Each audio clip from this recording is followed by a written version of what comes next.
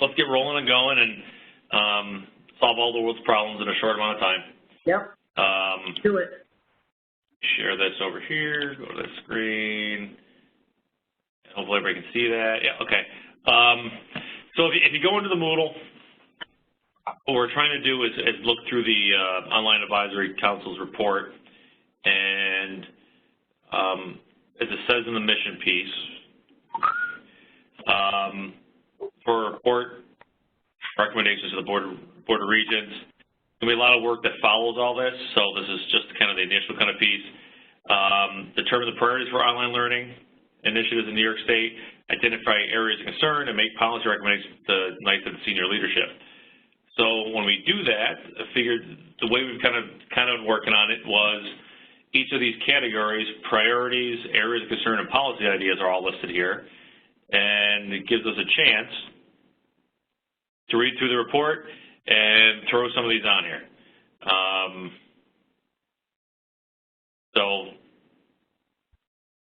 Winnie was nice enough to add sufficient staff. In order for NICE to be serious and take on this work, there needs to be sufficient staff to support innovations in ed tech, to include online and blended learning, state-funded chief digital officers, chief innovation strategist. That's a pretty good name. Who can lead this work with a minimum staff of 6. The community recommended, but no action can happen without sufficient staff. So those are the kind of pieces that, as we post these, by next week's meeting, would like to have these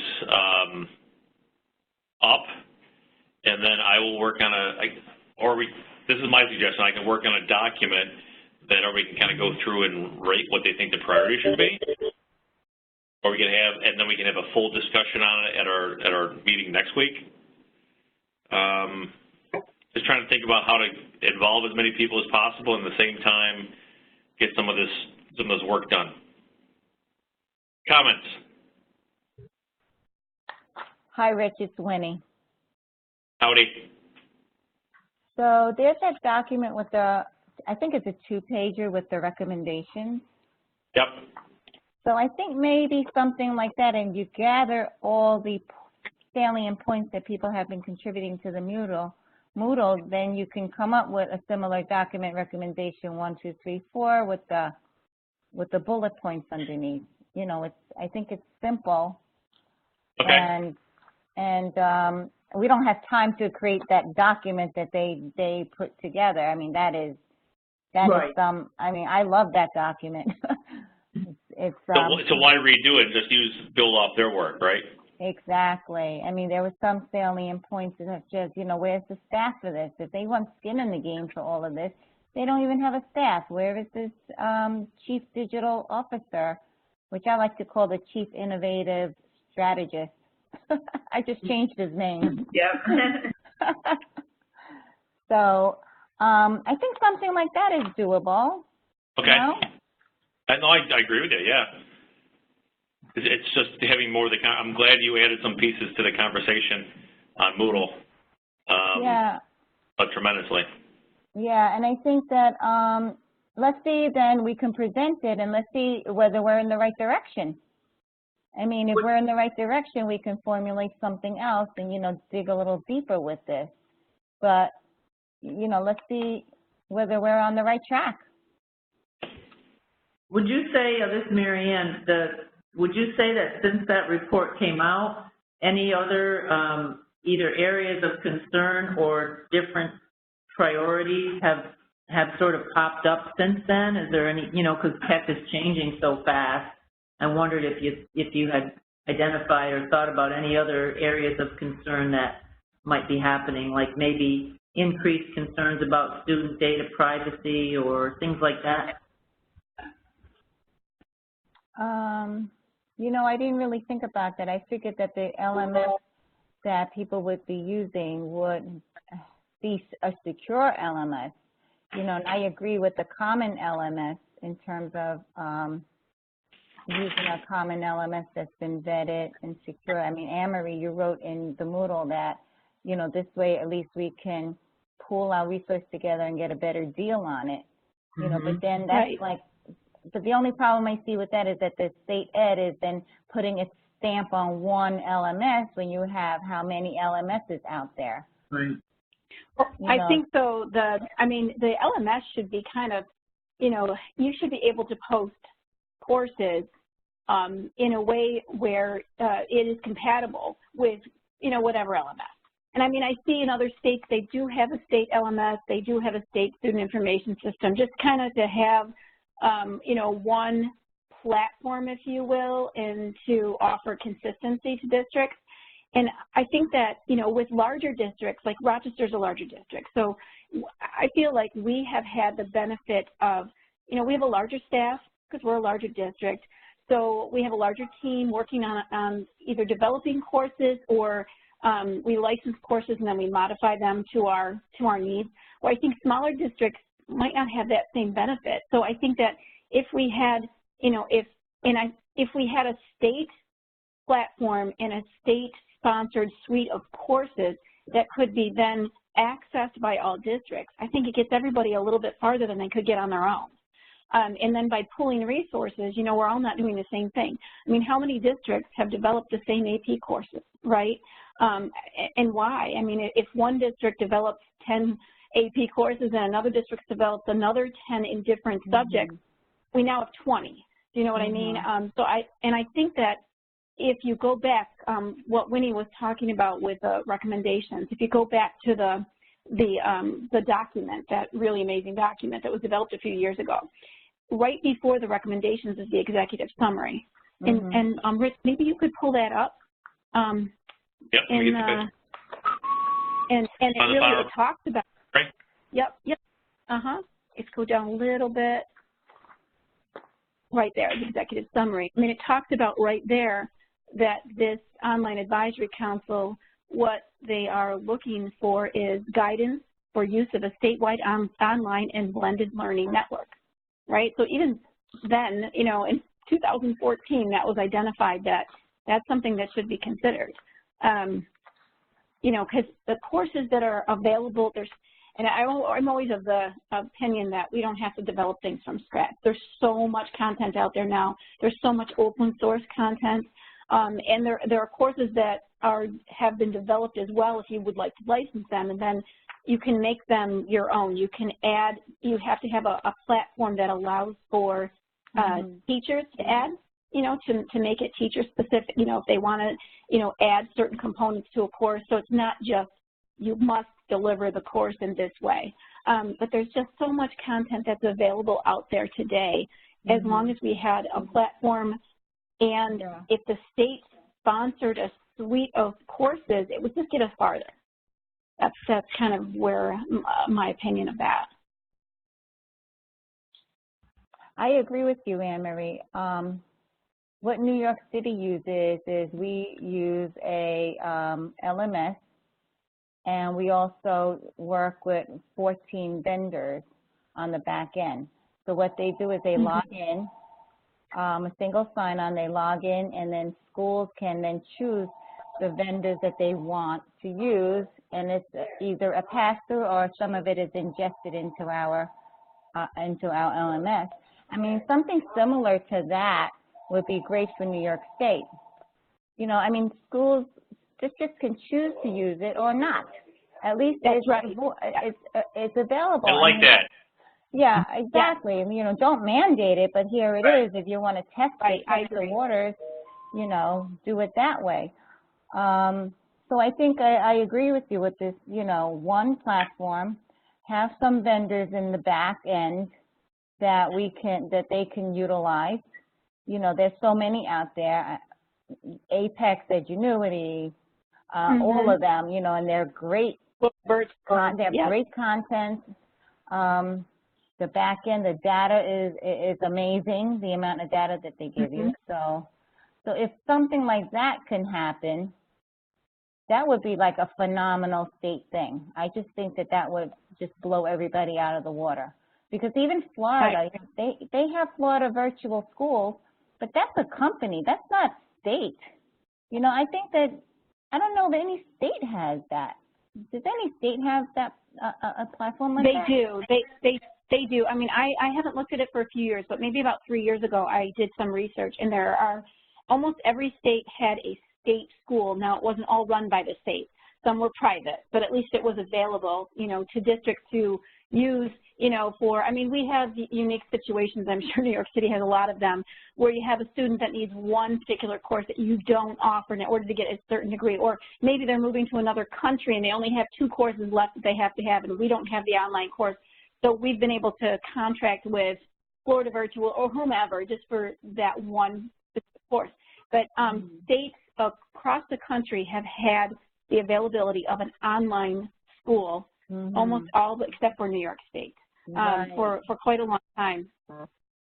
So I think it would be a great benefit. Right. So Anne Marie, this is twofold. So if we do get to create this LMS that's state funded or state sponsored, right? Where do they get the teachers from? You know, do you use your own, you know, New York City Department of Ed teachers, Rochester teachers? You know, how do you add them into the back end? Because right now our system talks to our SIS system. So if this is a whole state thing, you have, you know, how many teachers that you have to put in there? But is that going to talk to the you know, the state, the teaching office, you know, where all the teachers have to register? Well, maybe they could use the same sign-in they use for that, what, TAA it's called? I don't know if that could work.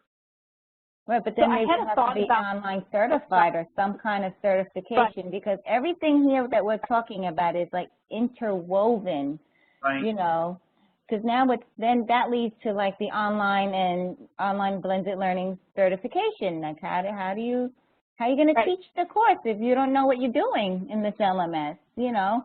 That's right. So I think that, oh, sorry, Winnie. No, you go ahead and finish. No. I just think that we're going in the right direction. So it's like a building block, you know, everything. And then also the EdTech tools. You can't just know how to use online and blended learning, use that platform. You need to know how to use other tools to embed into the platform to make it more robust, you know, like Google or Kahoot, or, you know what I'm saying. Like you can't just be so with your blinders on. And if you know a LMS system, that doesn't mean you know everything. So no, that's correct. I had kind of thought about it before. If the state had a state LMS, if the state had a state suite of courses, I think that, you know, all districts are unionized, right? And so there would be a problem with a district being a district union being okay with a teacher from another district teaching their student, right? So, but if the state had the ability for a teacher to become online teaching certified, maybe, you know, a suite of courses that they had to complete to get a certain certificate, then they could teach those courses to the students of their own district. And then there's the BOCES, right? So BOCES serve not Rochester, not the Big Five, not New York City, but they serve all the other districts of the state. So what if each BOCES then had their own team of online teachers, right? And so they completed the state suite that allowed them to become online teaching certified, and then they could offer these online courses to students of the districts that they support at that BOCES. I mean, I just think that New York has been missing an opportunity because students don't all want to come to a physical school every day, right, for many different reasons. And I think that if New York State had the ability to offer the entire suite of whatever the courses are that are needed to complete graduation requirements for high school students at least, to offer them online, for those students to be able to take those virtually, I think that would be just amazing. An amazing option for New York State students. I totally agree. I feel like we're in the Stone Ages.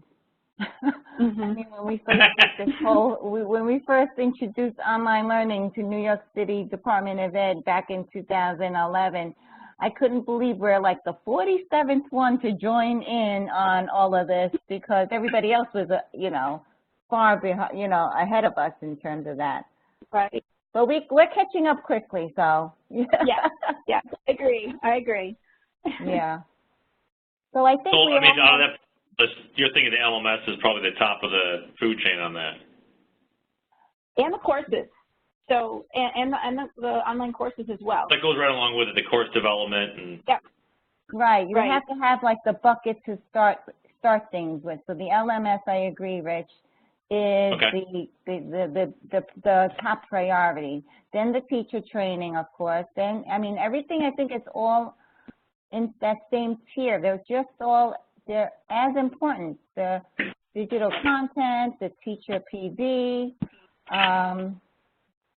the certification, whatever you want to call it, they should have something. You know, it's totally different from traditional teaching, online and blended teacher. I mean, I'm not even going to add blended, because blended, they're still face-to-face. An online teacher. So some of these are definitely, like the certificate piece is not only a priority, but it also falls under the policy piece. Right, right. Yeah. Yeah. But I think I put in something there that every high school student should take at least one online course. I agree.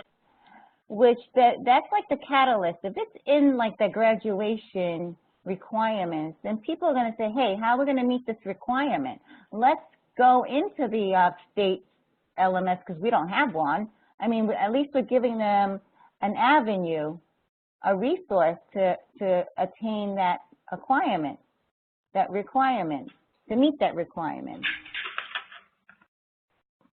So are you thinking the LMS, the statewide LMS would be free to all the districts? They would just have automatic access? Is that how you're picturing this? Well, I think it's twofold, Marianne. I think that an LMS does not give you coursework. Right. So I think that if we give them the free LMS and we do a volume discount with some of the vendors so that there is some kind of pass-through where they can somehow get, like, let them get like 10 vendors on the other side and let them somehow pay for that at a discount. Because you have to have both. If you just have an LMS, it's not going to work. Right. You have to give them the content if you want an online learning platform. Mm-hmm. Because to create, I mean, vendors spend millions to create a course. They have these experts that do all this stuff. Right. You can't have a poor teacher who's working, right, Rich? I see you nodding your head there. You can't have them develop a course. There's no way. There is no way they can do that. Well, it's kind of the pieces where, you know, so many people have already developed courses, and if we already developed the courses, why can't some of the best examples I mean, I can think of a teacher on the other side of the state. He's probably one of the first ones jumping into the, you know, online biology and blended learning classes. And he's absolutely fabulous. He already has this all figured out and developed. It's just putting it into the LMS. Or have multiple examples of the same kind of course. Or when you're asking about how maybe to do it, if I remember correctly, and Marianne and the crew can correct me if I'm wrong, the RICs were trying to work together. So instead of duplicating services like they do across the state, including the BOCES, working together to kind of have different ones be the lead on certain pieces, like the Steve Andrus and the South Central RIC, and Dan Myers and that crew. They tend to be, they have a great MITS plan, managed IT plan, that's being somewhat duplicated around the state. So why can't there be a similar kind of format? What's RIC BOCES and those other kind of pieces? You know, a couple being the main go-tos, and they kind of share that development piece. We have enough brain power in the state to make it happen. It's just getting some pieces put together to make it go. I think that you would have to have, at the very minimum, I think the state would have to have a suite of standard courses in the core subject areas available for districts. I don't think that you would want to leave that open, and I think that those should be available to all districts, all students of the state. But then I think that whatever platform is selected, it should be open source so that districts that have developed their own courses or their own content should be able to publish that and make it available to others. So, I mean, I'm a technology person. That's my CLS software developer initially way eons ago. But now there's open source content out there, and people don't start to write their own code completely from scratch anymore. They're sharing forms because everyone has learned that you get a lot farther when you share, when you use what somebody's already done and maybe you make it a little bit better, and maybe you post it out there and somebody else taps into it and says, you know what, I could even make that a little bit better. Right. So from sharing, you actually get a better, better outcome than you would if you had your own team just developing it alone, right? So I think that if we made it available for districts to post, teachers to post whatever courses they develop, but I think you would have to have some sort of a vetting process, right? Maybe at the state level, just to make sure that things don't get posted or courses get posted that really don't pass muster or whatever. Right. But think of the amazing elective courses you could get out there. Mm-hmm. I mean, that wouldn't be something that the state would have to sponsor, but like we have literature and film online course that one of our teachers has developed over the last couple of years.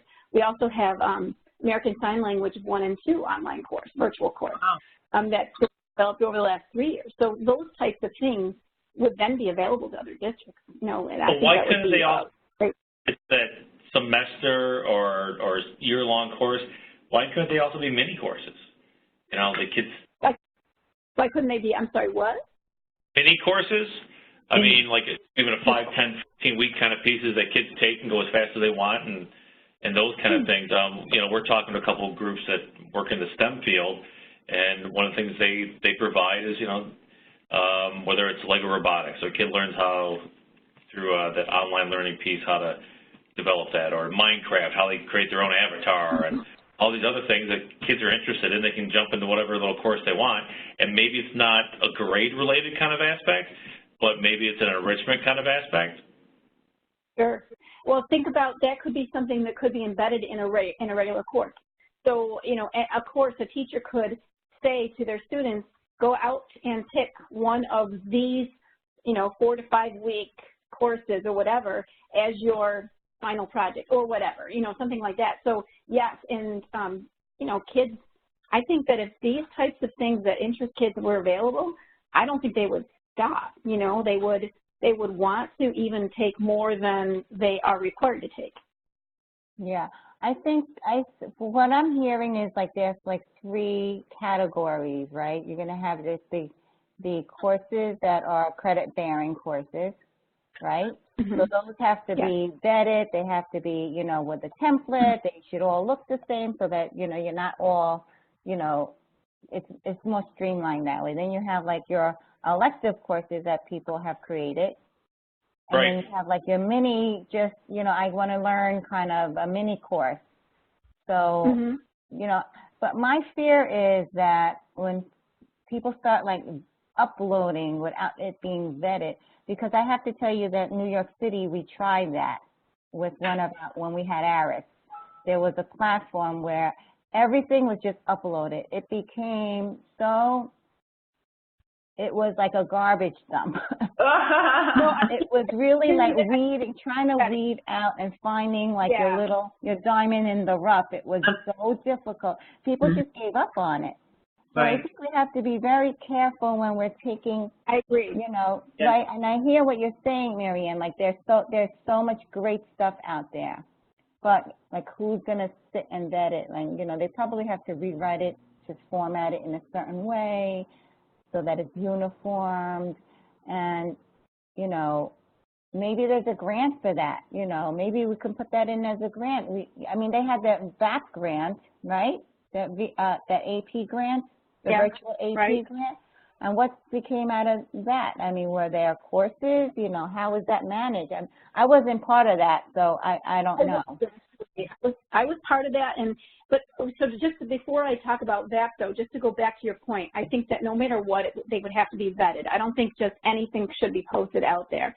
I think that you would end up with a garbage dump, or you could anyway. But I think that if there is a template, a format that is out there that teachers or anyone developing this content must follow, so then it would all be in a standardized format. But I think it would still then have to be vetted by a team, a committee, whatever that would look like, maybe at the state level, maybe that team that's going to work for that new digital learning, whatever the title that you came up with.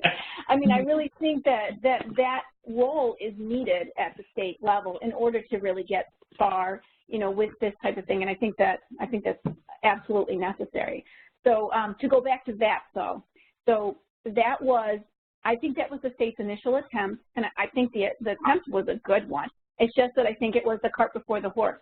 So it was putting funding out there, making it available for districts who wanted to develop their own virtual AP courses, with the end result being that all of the AP courses that districts developed that were awarded the grant would then, they would have to share them, you know, at the state level, and then the state would then make them available to all districts.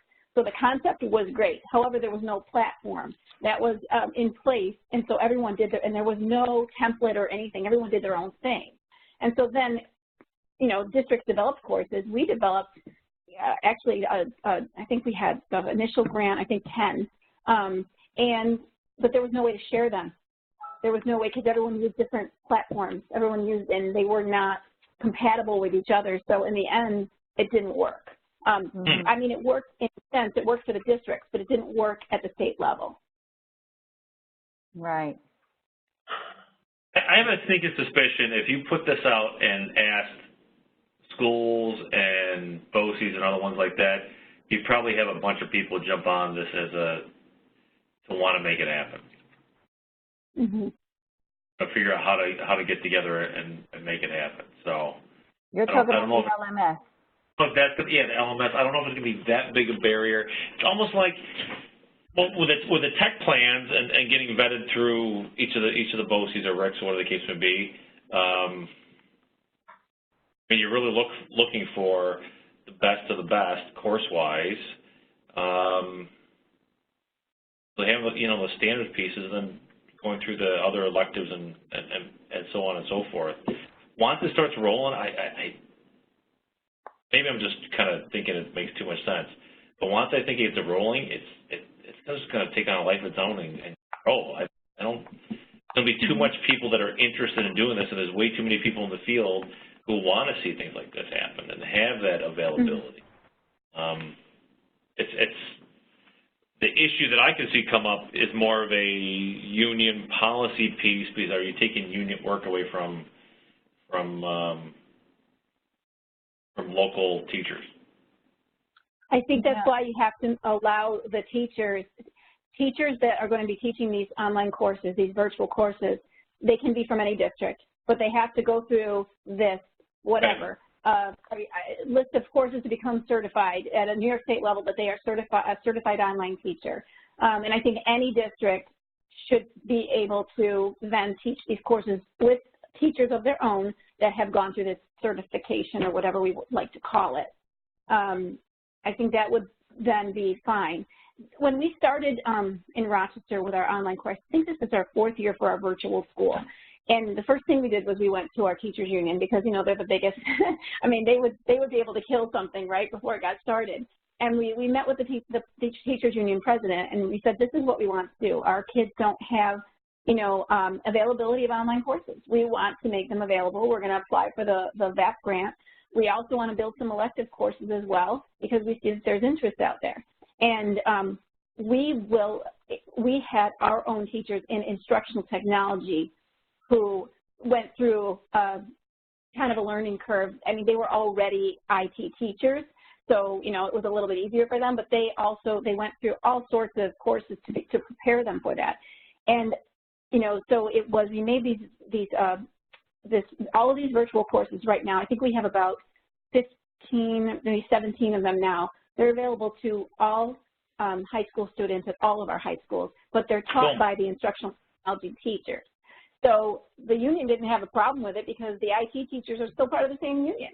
And the schools themselves didn't have a problem with it, because these offerings were made to their students, courses that they couldn't offer in their school. They didn't have enough, they couldn't offer the, you know, all AP courses, because they didn't have enough staff to be able to teach all of those courses. So it was a win-win all the way around. But I do think that we must make it so that every district's teachers can become certified online, you know, instructors, so that they can then teach these courses. So it's almost like you're using the online courses as a resource, and the teacher in district is the actual teacher. It's basically, it's an online resource. It's not the you know, not a virtual school where the teacher's behind the scenes, but it's just a resource. Yeah, that's how we do it in New York City. Okay.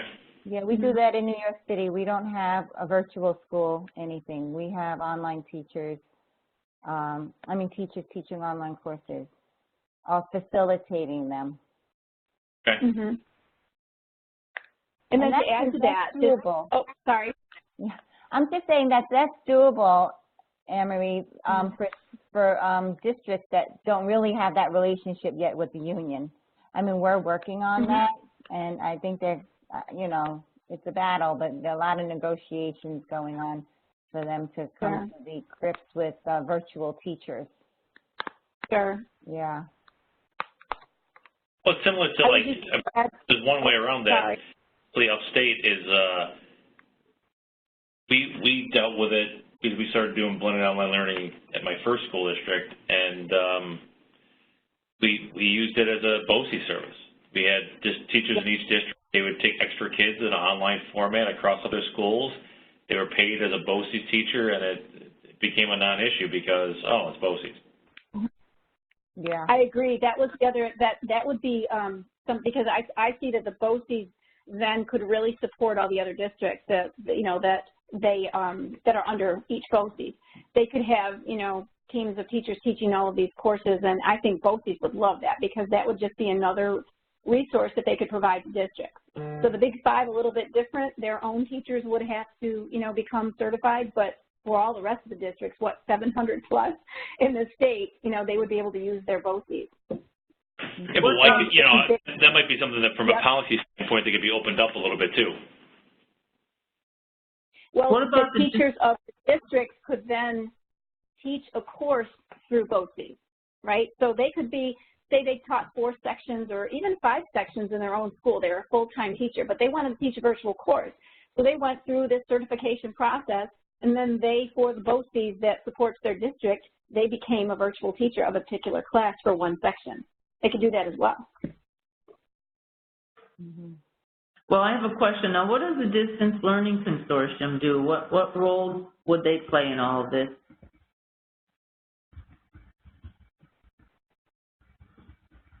I'm not familiar with the. That's me and Amy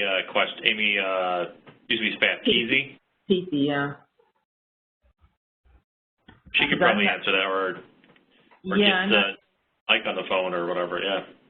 Yeah, because I think isn't distance learning totally different from online learning? Right, distance learning. Well, it is the synchronous versus asynchronous piece. But in a day and age, I don't know. Yeah, that's like having a teacher that's not in your building Skype in and give the instruction, whereas it's not like it's online coursework. I mean, that's my interpretation of, you know, distance learning. You know, you have your camera set up, you have your schedule, you're meeting online, the teacher's not here, but in somewhere else. So in the SAMR model, that's a substitution. Yeah. Yeah. Which is different from online learning. Right, because it's video conferencing, basically. Yes, yes. Do we want to get above just substitution? Right. I think that's its own bucket. I don't think distance learning belongs in this online and blended learning conversation. I think it's a different thing. That's my opinion. I don't know, Rich and Anne-Marie. I agree. I agree with you. Honestly, I've always struggled with, well, it has to be distance learning, it has to be synchronous, it has to be this. I'm like, so we're just doing stand and deliver over video. Correct. Yes, that's my interpretation. It might be different. We'll have to ask Amy Fast. Right. Okay, I'll give her a call and say, Winnie said. She watches it. Shout out to Amy. So the priority standpoint, that makes sense. If I want to bounce over to, and what I'll do, I'll put something out to all of you so you can kind of rank them yourself, and we'll send it back for you to email, and we'll put some comments and things like that in. I have a question about the LMS. I mean, I might be putting the horse before the cart or whatever, but who's going to fund this thing? Because if it's free to everyone, I mean, it's going to be free to the state is going to provide it, right? So I'm assuming it's going to be free to schools and school districts. I don't think we need to have all the answers now. I think we just kind of list them, and then if they go, well, how would this work? Well, that's some things, considerations we need to dig into. How would this be funded? How would be this? How's that? You know, maybe you get a BOCES in schools around the state to partner up or one of the big five or something like that. And the thing I'm most worried about is trying to putting barriers up. If we throw the ideas out, let's throw the ideas out and then figure out what the trouble is going forward, you know? Well, I mean as part of what... Oh, sorry. No, I was just going to say, as part of what... Go ahead, Marianne. You go first. You go first. I just wanted to say, as part of what you present at the meeting, at the conference, you could put down, like, here are some of the barriers or issues or potential obstacles, and just, list them out, and just to be realistic of what might be the challenges, because obviously if nothing's happened to this point, that means there's been some barriers that have not been overcome, because it's not like no one has been interested. I don't think it's had a champion now. I don't think that there's been a champion of this at the state level. I've spoken to even Joan Ebert, the senior deputy commissioner. I've known Joan for years, before she was at her state. And, I really just don't see that there was a champion. I think that the desire was there, but it just didn't get off the ground. But to go think about it this way, I'm a dreamer. So the governor is the one that has the budget for the state ed department, right? I mean, wouldn't this be something that would be amazing for the governor to sponsor a New York State virtual school? I mean, for New York State students to finally bring them in, to make tools available to them, opportunities available to them that have not been available before. I mean, I think it should be funded by the state. And I think it should be championed by the governor.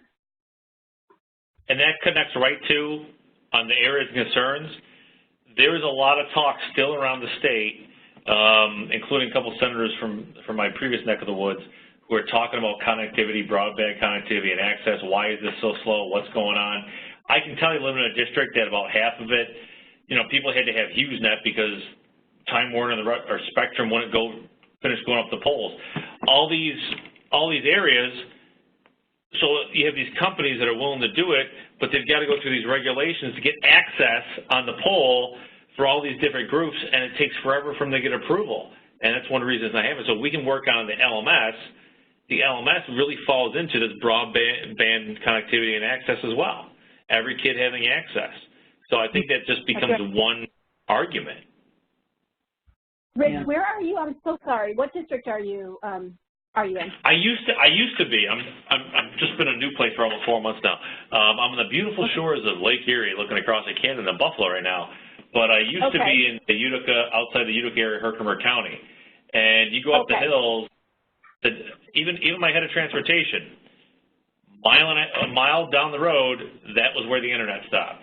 I had kids that would go to aunts and uncles' places and grandparents, so they could get on and do iReady, and they could get on and do some other things because they couldn't have connectivity at home because they were on a hill somewhere, and the regulators just won't let these companies get on the poles. So you have it's National Fuel or NYSEG or whatever, Right. With the broadband access, so you have different problems. So in the rural areas of the state and across the country, really, you have the problem of availability, right? It isn't available. Like it isn't available. It's not affordability. It's availability. But then in the urban centers in New York City, Winnie, I'm sure many of your students are in the same boat. You have accessibility because families can't afford it. It's not affordable to them. No matter how low cost it is, they're not going to choose a $14.99 a month plan over food. So. Right. You have that problem as well. And the governor's New York State Broadband Program Office was trying to address the availability and offer these awards up to build out in the rural communities. And they did some of that, but not enough yet, right? But no one so far has addressed the affordability problem in the urban centers of the state. So that is still a problem. I mean, we have about 40% of our students that don't have broadband access at home. And truthfully, where we live, high crime, you know, New York City, I'm sure the same thing. Our kids go to school nowhere near their house. So even if they could walk, they couldn't anyway because it's very far. So where do they go? You know, there's not enough libraries around that are going to support them. So, and is it fair that they have to go to all that trouble to be able to find connectivity to be able to do their homework when all the other students have it, right? So that is still a very big barrier, and I don't think enough attention has not been on that. There's the awareness of it, but no one has really at the state level, and I don't mean SED, I mean really at the higher level, at the governor's level, no one really has addressed that problem, the digital divide, that same old, you know, problem. So, and in the Smart Bond grant, there was one category that was connectivity, community connectivity, I believe. Mm-hmm. And so you could use it for community connectivity if it was tied to a municipal building and you were going to do a build out to be able to connect students. We're going to tap into that in Rochester. We're trying something. So pass it by SED a little bit, but what we're looking at is building our own LTE network and being able to using our Smart Bond funding, some of our Smart Bond funding that we've preserved to try to address that problem, and basically build our own cell towers, not on school property, but on municipal property, so that we could then make it available to students. But it's jumping through hoops, trying to figure problems out when really the state should be helping, you know, districts so that our students have access. I mean, we shouldn't have to be going through all of this. Buffalo's in the same boat. You know, New York City is in the same boat. Syracuse, all the urban areas are in that same boat where we have so much coverage available, but our families can't afford it. So you said 40%? Did you say 40% of your students have no access? Wow. Correct. Wow, that's a lot. That's huge. Mm-hmm. Mm-hmm. I think, and Marie, I see the post on the SSBA approval. I think that's an area of concern as well. I mean, I'm looking at trying to excel. We have $3 million we can use, and you know we're looking a year plus. Our kids can't wait, and our teachers can't wait. So I'm trying to figure out how to accelerate it. I had a meeting at 2 o'clock about it. So I'm glad you made a comment on that because I was about to throw in and make a similar one, but you already did it, so I appreciate that. Yeah, sure. And Mary Ann, you probably know this too. The last level of approval is the review board. Right, there's the 4 levels of approval, and that one is I'm sorry, it's the absolute worst because I think it's the budget director, Robert Machuca, I believe, in New York State, who's the one who leads that review board, and he's the one that schedules those review board meetings. I think there's like 2 a year, and that's about it. I mean, that is a long time for districts to wait. So they get to that 4th level of review, and then they just sit there for like 6 months and just wait for a meeting to be convened. It's really a terrible process for districts. It's just way too long to wait to be able to, you know, utilize that funding stream. Right.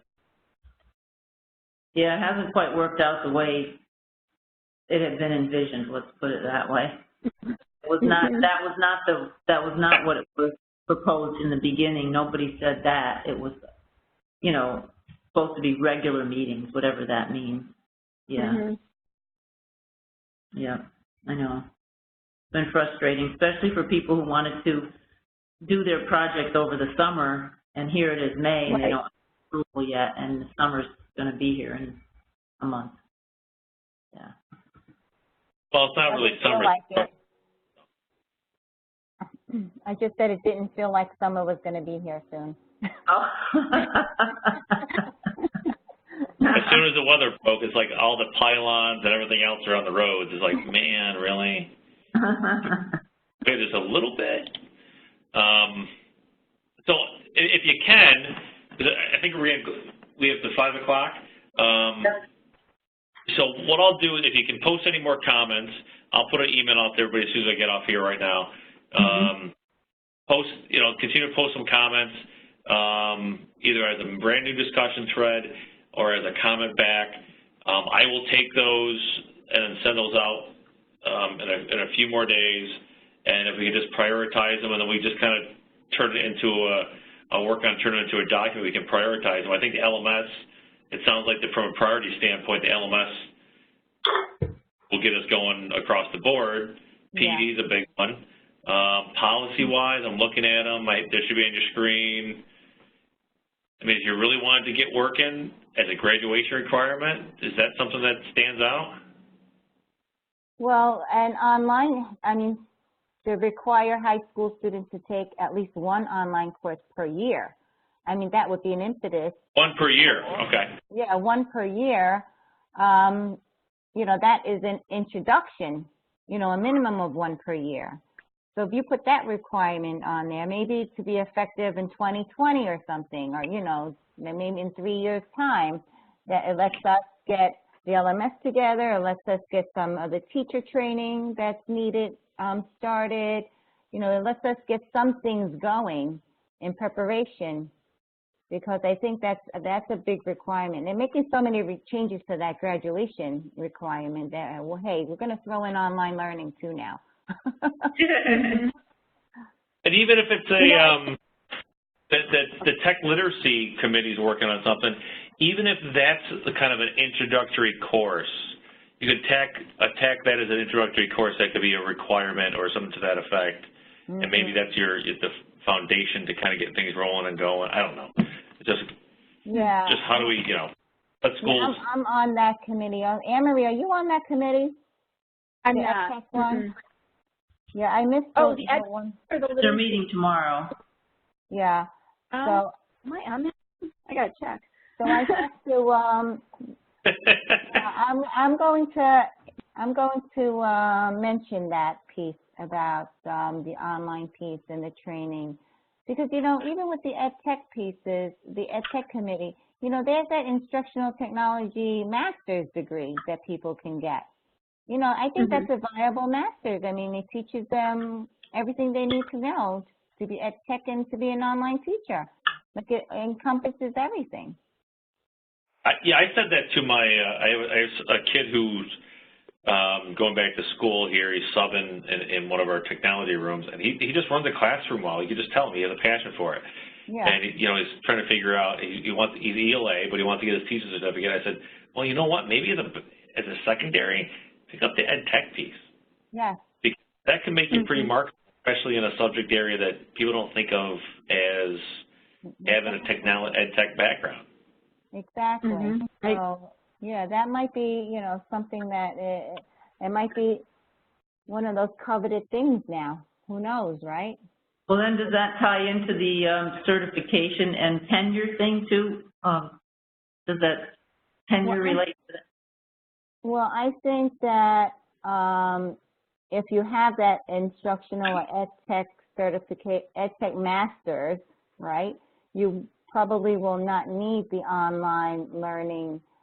I don't want to call it certification, but the additional training. Yeah. You know, like the I agree. 30 hours.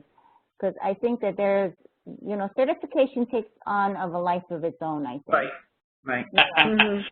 So I think that if, you know, the teachers, the in-service teachers would need to take maybe 24 hours of an online learning facilitation course or something to qualify.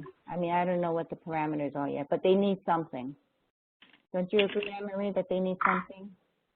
Yes, I absolutely agree. I think if you kind of sum up our entire, you know, discussion today, which is like, you know, I guess going deeper from our previous discussion, it's really the things that rise to the top are the LMS, the suite of courses that are available, the professional development for teachers, and there has not been funding for that, by the way, in any of these things that have come out, and the, you know, the making certain that new teacher programs in our colleges and universities are preparing teachers for this environment so that they're not coming out of school and then we have to train them again, right? Yes.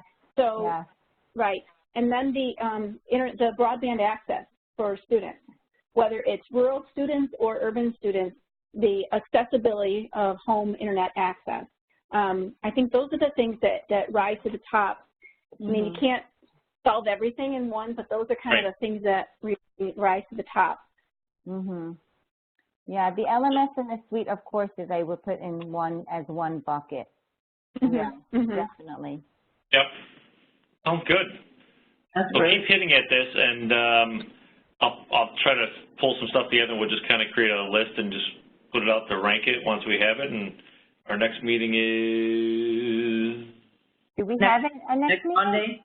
I think it's next Monday, isn't it? It is next Monday, so we have a couple days to put a document together, and yeah, next Monday, 3 o'clock. Yep. Okay, so Rich will... Oh, sorry. Go ahead, Anne-Marie. No, I just wondered, are you all going to be attending the 24th, the NICEAD conference, the NICEAD conference? Are you? Yes, I'll be there. Okay, great.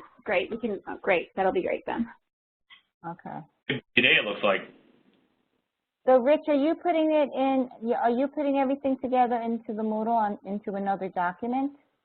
I'll pull it out and I'll send it out to everybody. I'll send it out via email as well. Okay. So we can kind of do a Word document or something. Yeah, like a Word or Excel or something, and you can just. I'll put them in.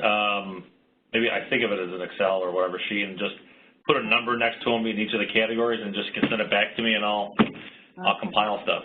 Yeah, that would be good. Don't use the discussion. That was Fair enough. Difficult to follow sometimes. Fair enough.